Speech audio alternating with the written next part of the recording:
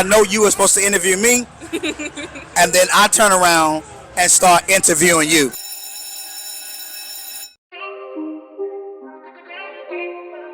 Hello and welcome back to Behind the Eyes of Our Youth. On Tuesday, December 9th, Behind the Eyes of Our Youth was on site at the Fund for the School District of Philadelphia's Back the Bell event. Hi, I'm Senay Drummond. In a previous episode, we spoke with many of the donors, board members, school district officials, and other guests that were there.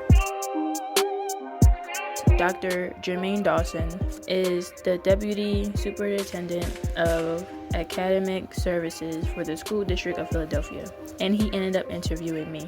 Here is the entire conversation, both interviews.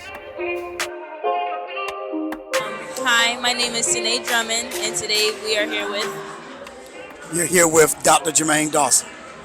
Oh, doctor, okay. Nice to meet you. Nice to meet you. What inspires you to come here today?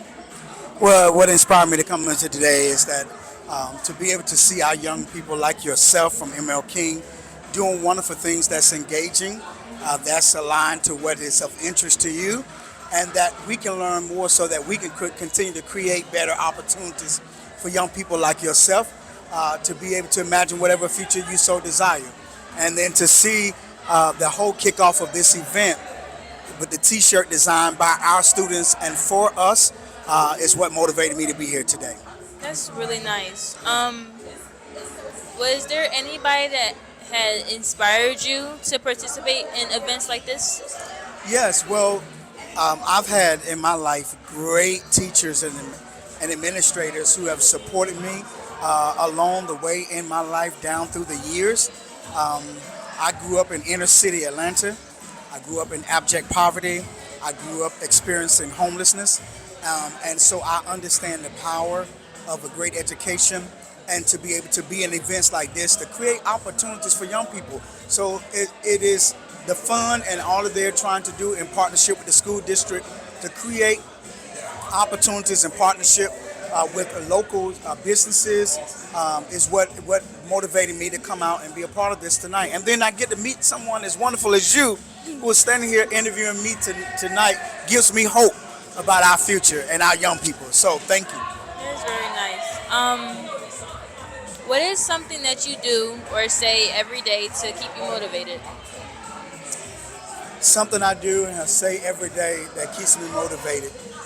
One is I live by the quote that if you taught it and they didn't learn it, then you didn't really teach it.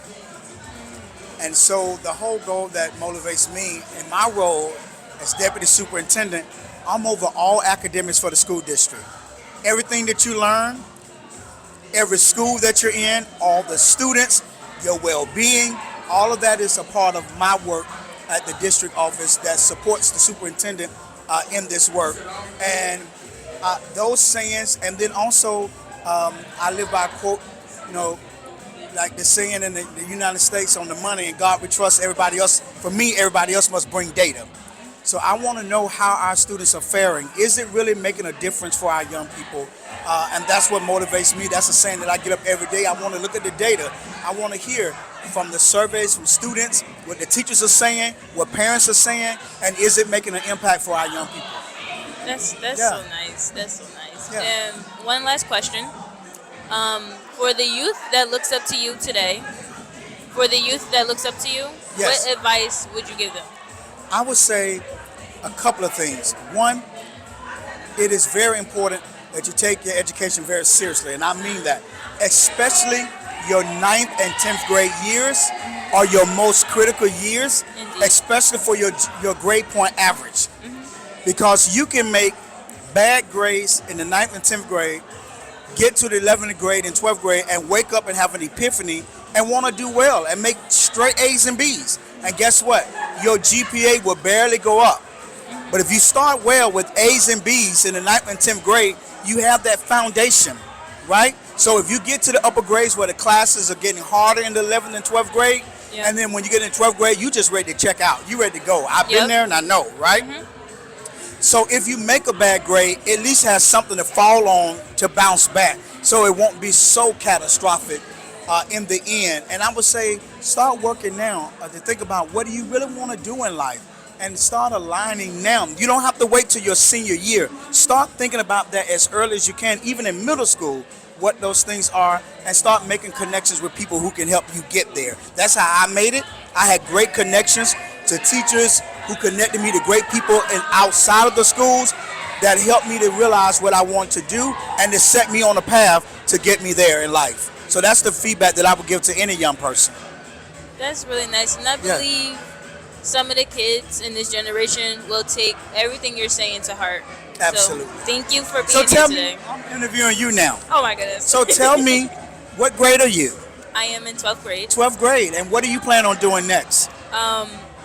What I want to do after I graduate high school, You want to what? I want to go to the military, Awesome. Which branch?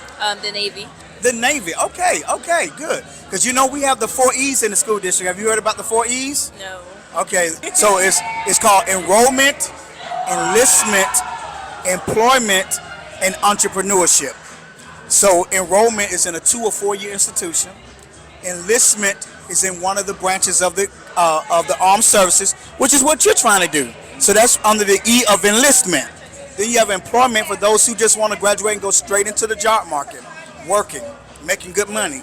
And then the final E is entrepreneurship for those who may not want to go any of those first 3 tracks, but they want to have an opportunity to start their own business. So that's the entrepreneur track. So I'm very excited for you, and I wish you all the best in your future endeavors of whatever you want to be. I'm telling you, you can do it. So what are you doing to get ready for the Navy?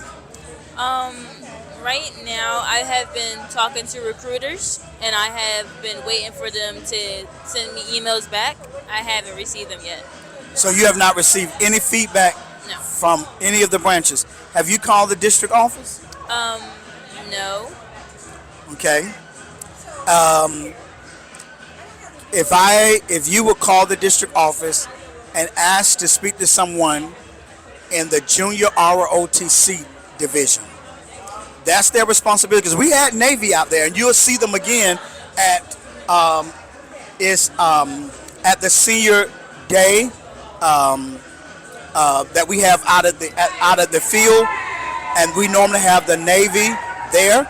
But we want to make sure we get you signed up early if that's what you want to do. So I want you to call the district, sign up in call for our junior ROTC department, and tell them that you've been reaching out and nobody's responded to you, that you would like to enlist into the Navy, and I'm quite sure they'll get somebody to help respond to you. Okay. Okay? Thank Well, you. I wish you all the best. I know you were supposed to interview me. And then I turn around and start interviewing you. Yeah. But I wish you all the best, okay? Thank you. All right. Thank you. Nice meeting you. If you were encouraged or provoked by this conversation, let's continue this discussion on our socials. We are at BEO Youth Everywhere. Be sure to like, follow, share, comment, and subscribe. I'm Rajay Barrett. Thank you for listening.